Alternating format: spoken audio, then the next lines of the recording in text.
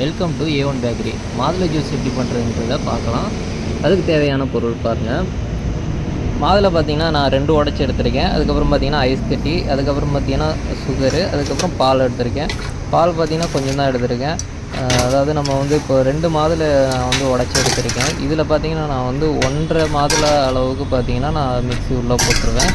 இந்த மிக்ஸிக்குள்ளே 1.5 அளவுக்கு நான் போட்டதுக்கப்புறம் பார்த்திங்கன்னா இந்த பால் பார்த்திங்கன்னா நம்ம வந்து 1/4 டம்ளர் எடுத்துருக்கோம் அந்த கப்பால். அதில் வந்து நம்ம வந்து கொஞ்சம் ஒரு 1/4 அளவுக்கு நம்ம மீத வச்சுருவோம். சுகர் பார்த்திங்கன்னா இதுவும் பார்த்திங்கன்னா எந்து வந்து சின்னது தான். அதனால் பார்த்திங்கன்னா நான் ஒரு 5 ஸ்பூன் அளவுக்கு நான் போட்டுக்குவேன். உங்களுக்கு பெரிய ஸ்பூனாக இருந்தால் நீங்கள் வந்து 3, 4 அந்த மாதிரி போட்டிங்கன்னா போதும். பாலும் பார்த்திங்கன்னா நான் கொஞ்சம் தான் ஊற்றிக்கிறேன். அதுக்கப்புறம் பார்த்திங்கன்னா ஐஸ் கட்டி உள்ளே போட்டுறது ஃபுல்லாக. நம்ம வந்து தண்ணி எதுவும் நம்ம ஊற்றுறதில்ல, அப்படியே போட்டு நம்ம வந்து இதை வந்து அடிக்க போகிறோம். மிக்சியில் அப்படியே ரெடி பண்ண போகிறோம். மிக்சியில் பார்த்திங்கன்னா நல்லா ரெடி பண்ணதும் நல்லா அரைக்கிறோம். நல்லா நம்ம அந்த சுகரு ஐஸ் கட்டி எல்லாமே மிக்ஸி ஆகி பார்த்திங்கன்னா நம்மளுக்கு அந்த ஐஸ் கட்டி போடுறதுனால நம்மளுக்கு தண்ணி தேவையில்லை. அதிலே பார்த்திங்கன்னா கொஞ்சம் நம்மளுக்கு தண்ணி அளவுக்கு அதில் வந்துடும். அதனால் பார்த்திங்கன்னா சுகர் கரைகிற மாதிரி நம்ம வந்து நல்லா அதை வந்து மிக்சியில் நல்லா